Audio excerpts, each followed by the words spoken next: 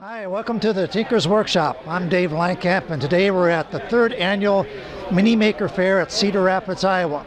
And so rather than show the projects that I've been showing on my blog, today I'm going to go ahead and videotape and talk to a bunch of people here at the Maker Fair and show you what's here and what people are building.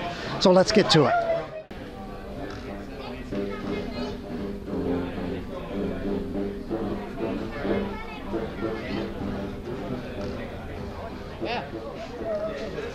Who are we speaking with today? Nick Benj. Nick, talk to me about your Dalek here. How long did it take you to build it? I think it was about a month. We built it for a Halloween parade in the Quad Cities. That's Halloween. What all's in it? I mean, how do you control it? Well, the base of it is a cut-down wheelchair frame that we modified to add RC controls, and then we just built up a lot of wood and skins on top of that to add all the features. What's it weigh? Do you know? It's quite a bit. Too much. We haven't put it on a scale. I would think you'd make it big enough to get into it. Yeah, actually, yes, you can get into it and drive it.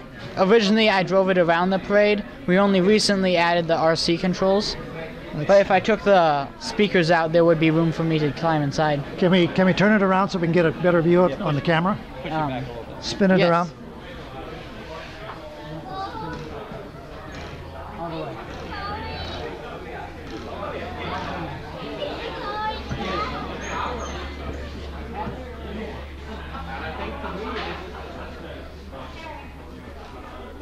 That's good.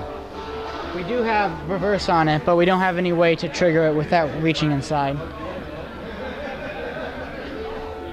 Which was fine when we were in the parade. You know. What's that? Well, we were in the parade. You could just reach down and flip it in reverse. But should you build this in your workshop at home or at the co-lab? No, at the co-lab. At the co-lab. Yeah. So, where did you get some of the components that are in it? I mean, like I look at the outer pieces, bits and pieces. How is it all made? Some of it was 3D printed. The gun was 3D printed. The eye was. These guys were laser cut. I can see here. There's a little camera in front. Yeah, we put a GoPro on there just for video. So if you're in it, you can see where the hell you're going. Yeah, pretty much. Yeah, yeah. So what version Dalek is this? This is our first one. No. I mean, compared to the show. Oh, they made like four or 5 different versions. He might know. I'm not sure. Any idea? Okay, so this is built off of plans for. It's a fan design that's based on the new design, but with throwbacks to one of the older designs because they didn't like some of the new colors and stuff. Yeah, they went to something more. I don't know. So it's sort of a blend. Yeah, and it's all personal interest of what you want to do with it. Yeah, we got the plans online at dalekbuilders.com, I think. Well, thanks very much for talking to us. No problem. All right.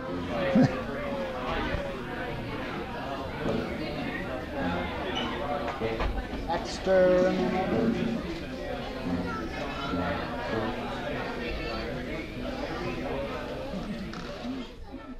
Sound coming through. Yeah, it could be turned up a little. It's audible.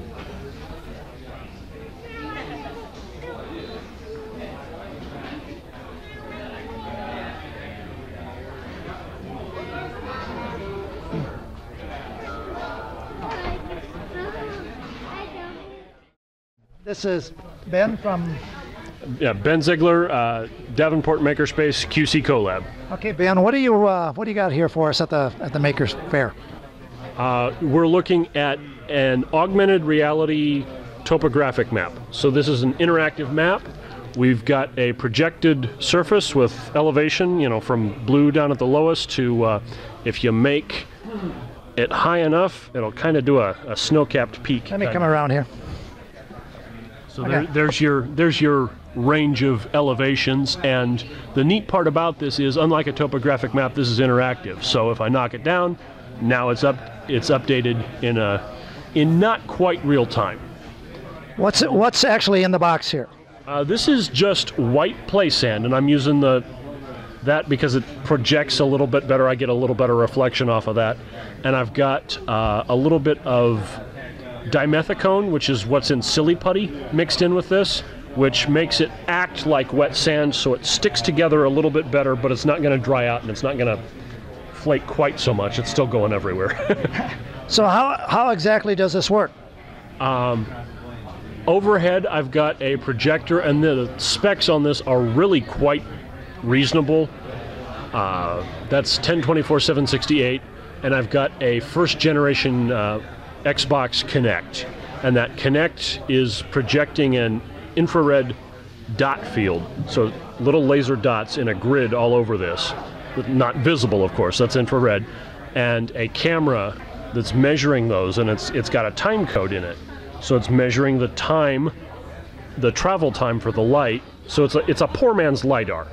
So you can see it's not perfect, it drifts a little bit, but there's an awful lot you can do with, as opposed to a $10,000 LiDAR unit, this is now a $30 used on eBay.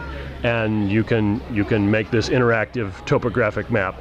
The software came from a University of California. It's free, it's open source, you can download it, install it on anything.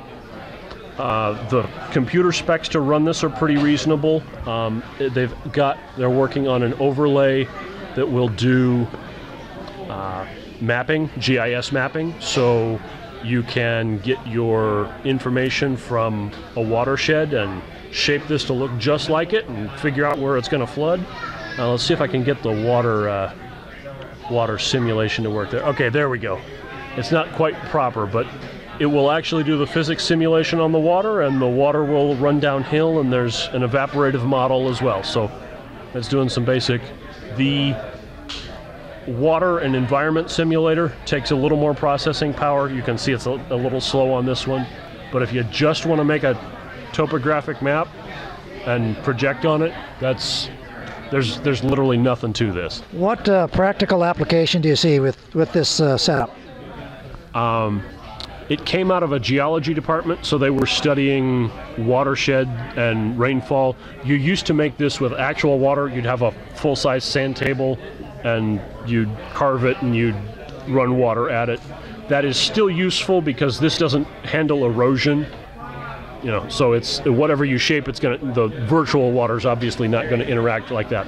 But you can still visualize runoff patterns. You can still visualize watershed patterns. All of the simulation will map this so you can estimate rainfall patterns from it. And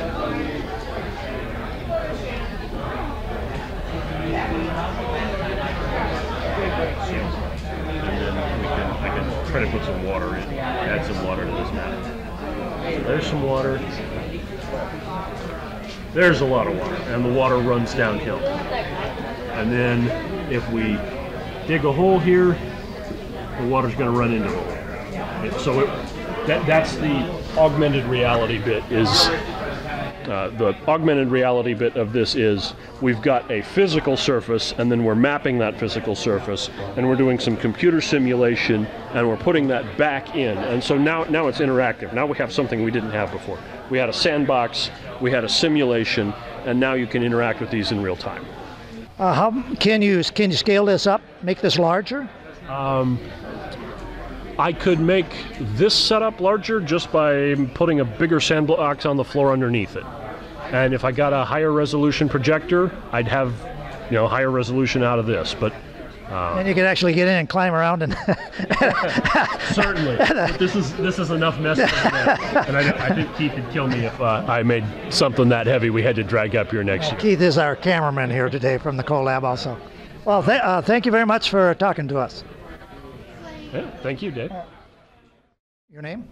I'm Neil Muzzy from the Cedar Valley Makers out of Waterloo, Iowa. And what have you got for us today? I have a 3D printed bionic arm that we've been making for my friend Taylor Morris. He's one of the Cedar Valley Makers. And we've used open source technology available from Open Bionics, a crowd-funded startup. They designed a bionic hand that we downloaded and 3D printed and assembled. Then we 3D printed the other components, wrote the program for an open source Arduino controller, used the myoelectric muscle sensor boards available online. Explain to me exactly what that is. Myoelectric muscle sensors go on with a series of electrodes, and they can feel they detect the amount of muscle strength being used. I don't know exactly how they work, but I know how to use them. And we're able to pick up the hands, the muscles for controlling the hand are located back in the arm where Taylor still has them.